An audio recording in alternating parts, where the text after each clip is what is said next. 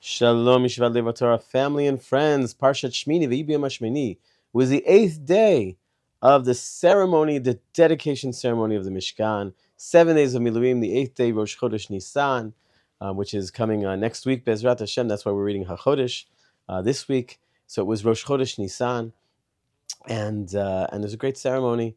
And the moment they've been waiting for, the moment they've been working for so long, since Yom Kippur, almost a half a year, they were working on building this Mishkan. They build the Mishkan, this dedication ceremony, everything building up to this moment. And finally, Baruch Hashem, v'tetzeh esh milifnei Hashem, v'tochal mizbeach ta'olah v'techalavim, that a fire comes out from before Hashem and consumes the korban. And the people are astounded. Vayar kol ha'am, vayaronu vayplu pneihem, and everyone was shocked, and they cried out, and they bowed down, they fell on their faces. It was a very dramatic moment that a Kadosh Baruch Hu, in His great glory, came down and burnt up the korbanot. It would have been great to stop there, but Nadav and Avihu, unfortunately, it was a great tragedy, and they bring an Eish, as it says in the pasuk, "Vayikchu bnei Aaron Nadav Avihu ish machtato v'yitnu behem eish v'yasimu lektoret." They bring in this incense, "Vayikrivu lifnei Adonai eish zara asher lo tziva otam," and they bring before Hashem. We'll go back to these words, lifnei Hashem, an eish that they were not commanded to bring. And then it says, "Vatetzeh eish milifnei Adonai, vatuchal otam ve'emutu lifnei Adonai." And again, this phrase "lifnei Hashem" appears 2 more times in the next pasuk. A fire comes milifnei Hashem and consumes them lifnei Hashem. Why the focus on lifnei Hashem? So I think there are 2 levels of understanding this tragedy of Nadav and Avihu. The first one is I won't even call it a sin. It doesn't say that they were commanded not to bring an eish zarah. It just says that they brought something they weren't commanded to do. And when it comes to the mikdash, when it comes to the kodesh kodashim, when it comes to the makom ashchina, so a person must be very careful. We knew this already in Parashat Toldot, where Esav says, "Hinei anochi, holech lamut, ve'lama li ze b'chora." Why do I need the b'chora? I'm going to die. And Rashi explains, I'm going to die. When it comes to the mikdash, you do the slightest thing wrong, you're going to get killed.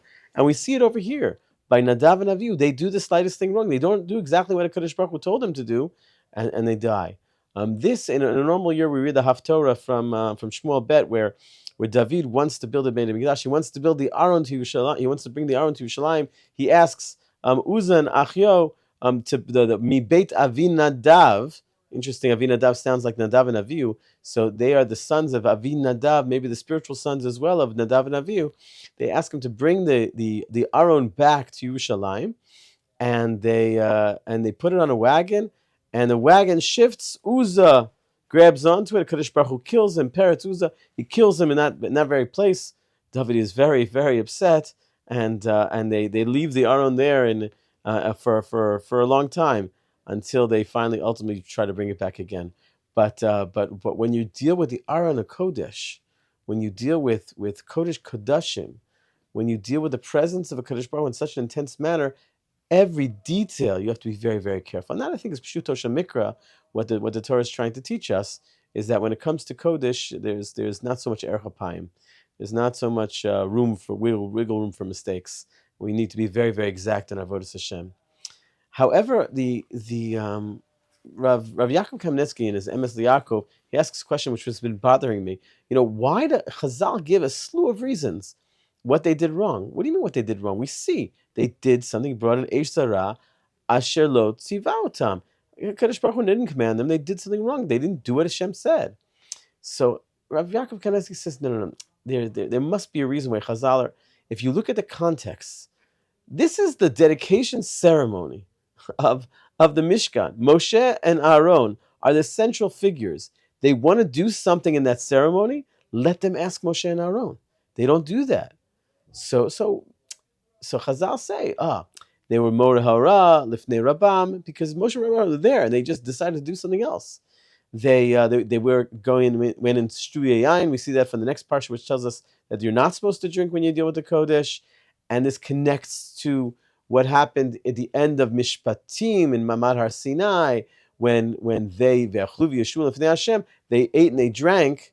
Why were they eating and drinking in a place where they're receiving the Torah? Yes, it's nice to have a good kiddush when you want to celebrate a new Kabbalah the mitzvot, but we're talking about an awesome Mora, a very a year filled event. So you don't just eat and drink, and they're only punished later on. Say Chazal, and this was that time they were punished. It's for the same problem. What was the problem? He says there's a string that ties all of these together, all these problems. They were also they didn't get married and they didn't have kids, and there were many sins. All this is all about haughtiness. It's all about them. It's not about others. It's all about them. So yeah, Moshe and Aaron, they're the Gedolei Hador. No, we know better. Yes, it's a very holy and awesome filled event. Yeah, we're shtuya yain. We're going to drink. Yes, we don't have wives. It's about us. We don't have kids. Who are we giving to? It's about us. So everything is really about us. It's haughtiness. Reminds me of the Baal Shem Tov. He says, before we received the Torah, on the pasuk, Moshe Rabbeinu says, "Anochi omed beinechem uvein Hashem lokechem." I am standing before you and Hashem. It's the Anochi. It's all about me. That's what's mafrid. That's what separates between us and Avinu Shabashamayim. That if when we serve a Kadosh Baruch Hu, it's really all about us. Then there's something very wrong. That's going to stand between our relationship between us and the Kadosh Baruch Hu. When it comes to our doing Ratzon Hashem, it can't be about us. It's got to be about a Kadosh Baruch Hu, about others. And Bezrat Hashem, we should learn this lesson from Nadav and Avihu, that when we enter into any relationship, it can't be about us, but it has to be about what we are giving to others and not what we're taking for ourselves. Have a Shabbat Shalom.